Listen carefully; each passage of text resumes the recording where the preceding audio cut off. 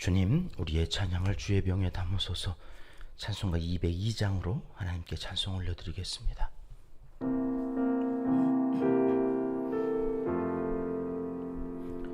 하나님 아버지 주신 책은 귀하고 중하신 말씀일세.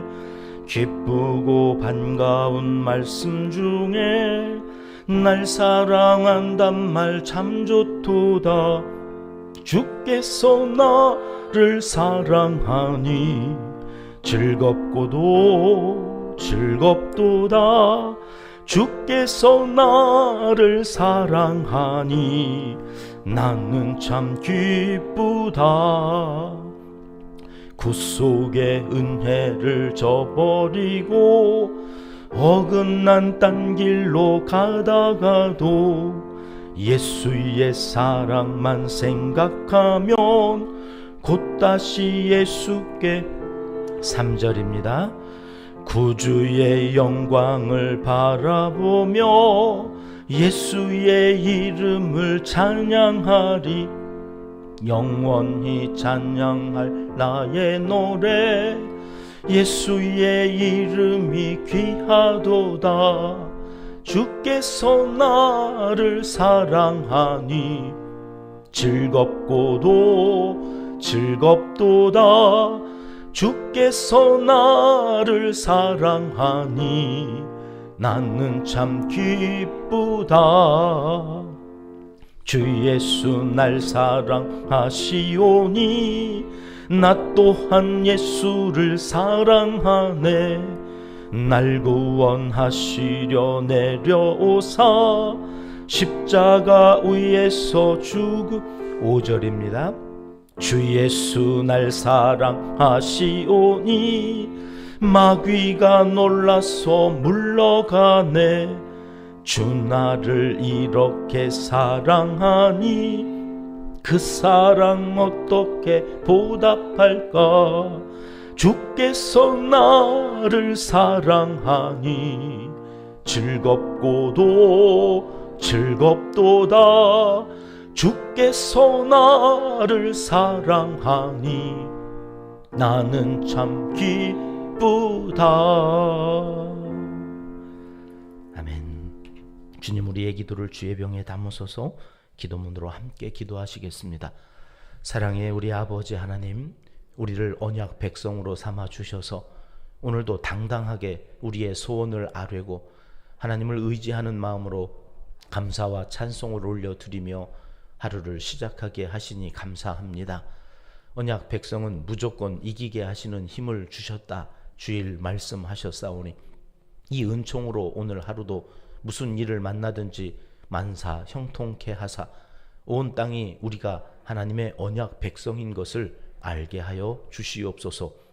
창립주의를 기념하며 8명의 명예학 권사를 추대하고 일꾼을 세우게 하시니 감사합니다. 이를 위해 우리 교회는 체바우트 새벽기도회로 온 교회가 하나님께로 마음을 모으고 정성을 모으기로 작정하고 준비하고 있습니다. 이 모든 일이 하나님께 영광이 되게 하시고 은평의 모든 성도들과 가족들에게는 큰 기쁨의 시간이 되게 하여 주시옵소서. 믿음이 자라고 신앙 인격이 자라는 귀한 축복의 시간이 되게 하여 주시옵소서. 각 선교회를 이끌어가는 회장단과 임원들에게 남은 시간 끝까지 사명 잘 감당하게 도와주시옵소서. 잘하고 못하고의 문제가 아니라 주님을 사랑하는 마음으로 최선을 다할 때 모든 것이 합력하여 선을 이루게 하시는 하나님의 섭리이심을 경험하는 기회가 되게 하여 주옵소서. 우리가 돕는 선교 현장과 각 처에서 사역하는 모든 교회와 기관 사역자들에게 힘을 더하여 주시고 오늘도 하루 필요한 일용할 양식을 영과 혼과 육의 모든 영역에 허락하여 주시옵소서. 나라와 민족을 위하여 이 새벽에도 간절히 기도합니다.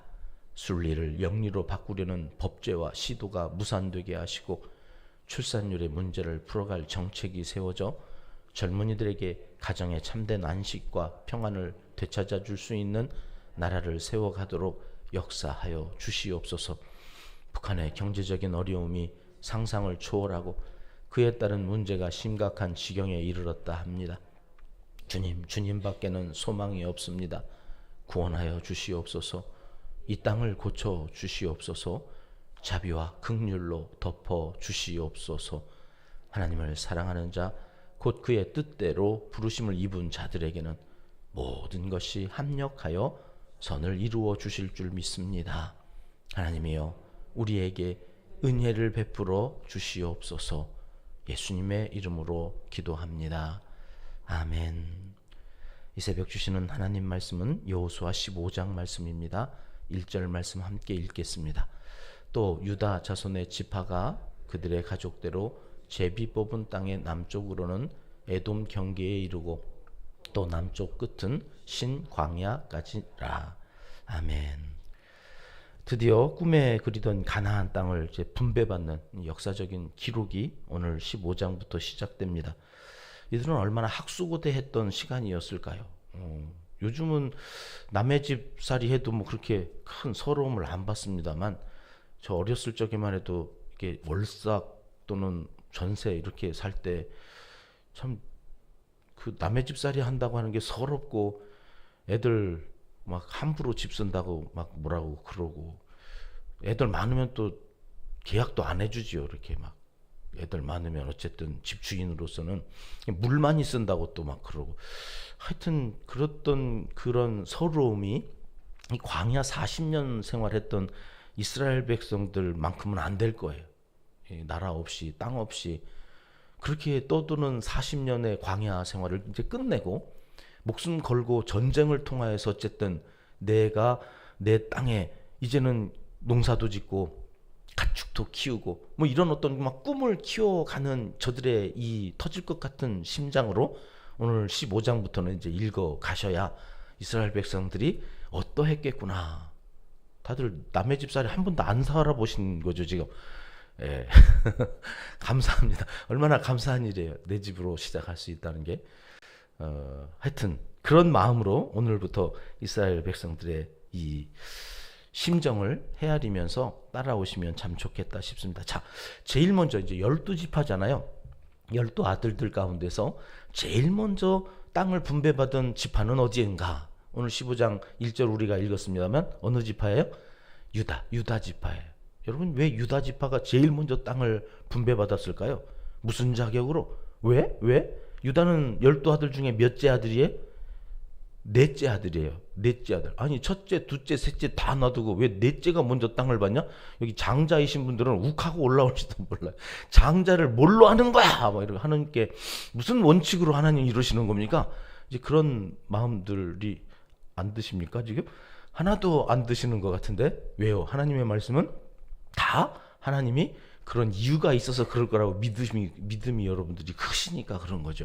저는 그런데 이게 속이 좀 안 좋아서 그런가? 왜? 자꾸 성경을 읽으면서 왜? 아니 유다 지파가 왜 먼저 받냐고 지금 이런 생각이 자꾸 들어가지고요. 그거 자꾸 이렇게 찾느라고 시간이 좀 많이 걸렸습니다. 1절 말씀 먼저 다시 한번 읽고 시작하겠습니다. 시작. 또 유다 자손의 지파가 그들의 가족대로 제비 뽑은 땅의 남쪽으로는 에돔 경계에 이르고 또 남쪽 끝은 신 광야까지라. 자, 유다 지파가 이제 제일 먼저 받는데, 먼저 이 유다 지파가 땅을 분배받는 방식이 나옵니다. 1절에. 그 다음 넘겨주시면 빨간색이 돼 있죠. 예. 어떻게 이 땅을 유다 지파가 먼저 분배받느냐면 가족대로 제비 뽑아서. 제가 96년도 이제 우리 은평교회 교육전사로 와서 중고등부 맡았을 때요. 이용서 장로님 딸 선영이가 고2, 우리 한 목사님 딸 은지도 선영이하고 같은 이제 2학년, 한 10여 명 정도 됐던 것 같아요. 중고등부니까 중학생들까지 다 해서. 근데 이제 와가지고 학생회니까 회장단을 이렇게 좀 구성을 해야 되는데 다들 안 한다고 이제 빼니까, 야 이거 어떻게 하지? 선거해서 몇 명 되지도 않는데 뽑는 것도 그렇고, 그래가지고 기도하다가 제비 뽑자.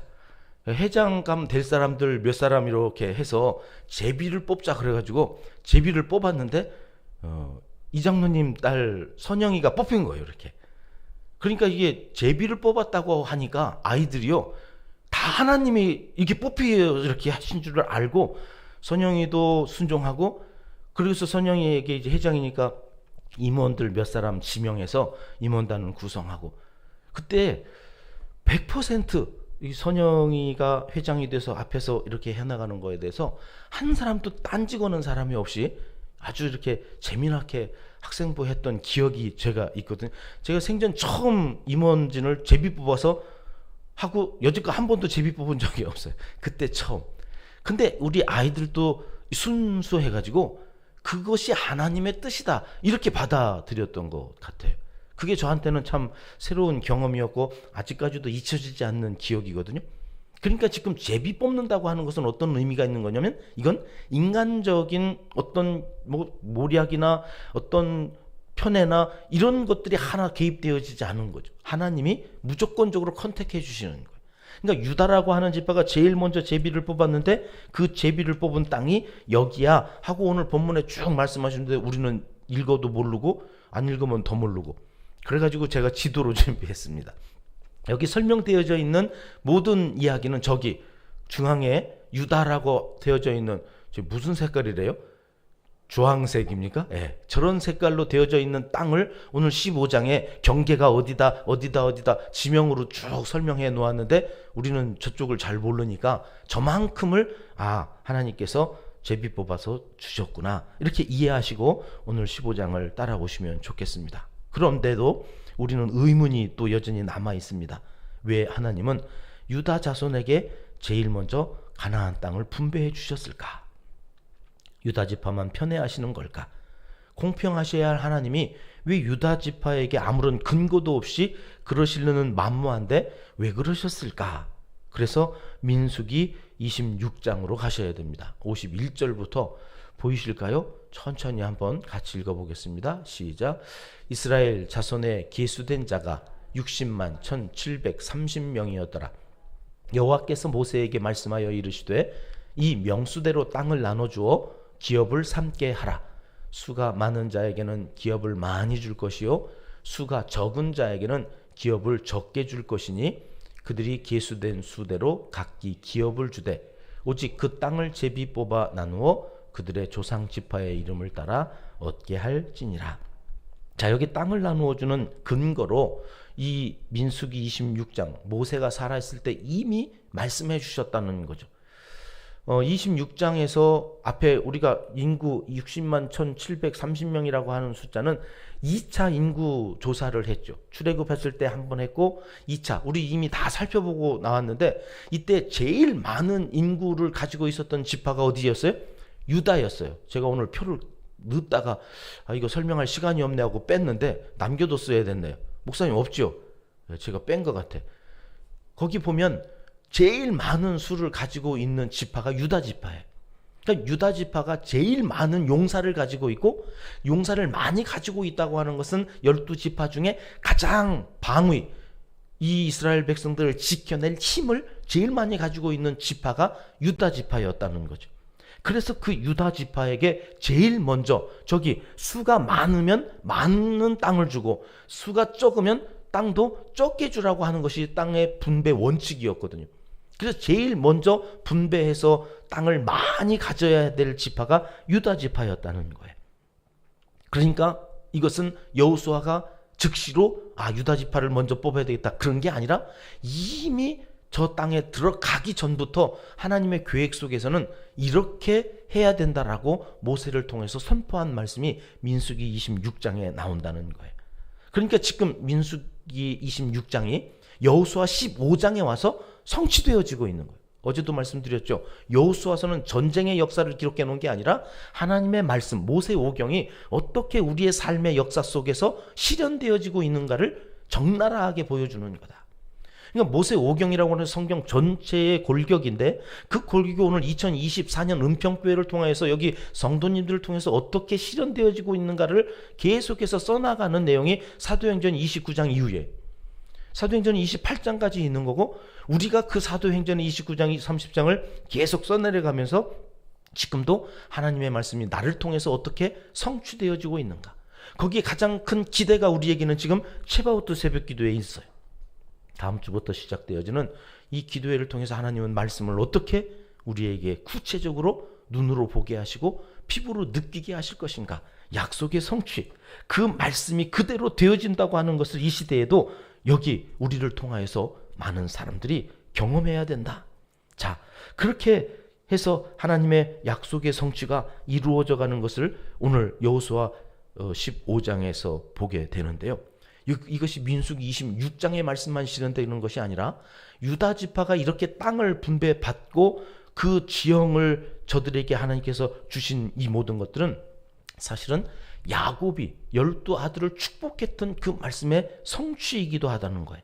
창세기 49장으로 가보실까요? 창세기 49장은 야곱이 그 아들들을 축복하는 내용인데 8절 이하가 유다에 대한 축복이었어요. 같이 읽어보겠습니다. 시작. 유다야 너는 내 형제의 찬송이 될지라. 10절로 넘어가면 시작. 주가 유다를 떠나지 아니하며 통치자의 지팡이가 그 발 사이에서 떠나지 아니하기를 실로가 오시기까지 이르리니 그에게 모든 백성이 복종하리로다. 야곱은 이것을 어떻게 알고 이렇게 예언처럼 축복을 했을까? 유다 지파는 온 형제들의 찬송이 되어지는데 왜 그래요? 규가, 이 규라고 하는 것은 그림이 나오죠. 왕권을 상징하는 것. 제일 앞에 있는 저 지팡이처럼 만들어져 있는 것이 규인데 이것을 붙들고 있으면 그가 하는 말이 법이에요. 이것을 붙들고 있는 자가 선포한 그대로 생사 여탈권이 그에게 있어요.